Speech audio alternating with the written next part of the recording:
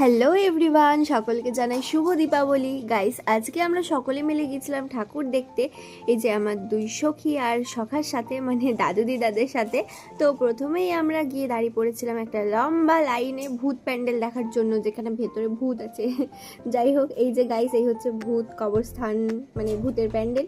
আর এই যে এই প্যান্ডেলের মা কালীর মূর্তি। তো ফাইনালি বেশ কিছুক্ষণ লাইনে দাঁড়ানোর পর আমরা ভূত প্যান্ডেল থেকে বেরিয়ে চলে আসি। অ্যান্ড দেন আরও অন্য প্যান্ডেলে যাই, বাট জায়গাগুলোর নাম আমার মনে ছিল না, মনে থাকলে বলে দিতাম। কি অদ্ভুত না, আমি যেখানে থাকি সেখানে আমি কি কোন জায়গায় ঠাকুর দেখেছি সেই জায়গাগুলোরই নাম জানি না। যাই হোক, এইদিকে দেখো প্রজাপতি, মানে বাড়ির লোক যেরকম উঠে পড়ে লেগেছে বিয়ে দেওয়ার জন্য, সেরকম নাকি প্রজাপতিগুলো উঠে পড়ে লেগেছে মানে বিয়ের ফুল ফোটানোর জন্য।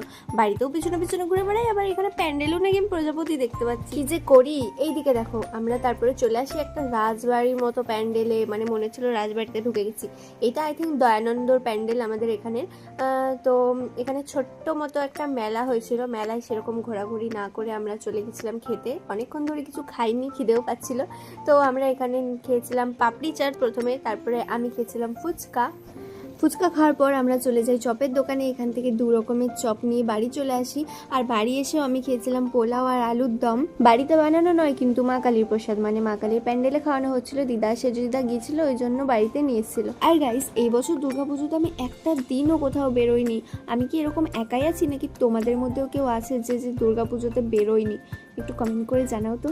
আর হ্যাঁ, আরও মিনি ব্লগের জন্য সাবস্ক্রাইব করতে ভুলো না যেন। টাটা।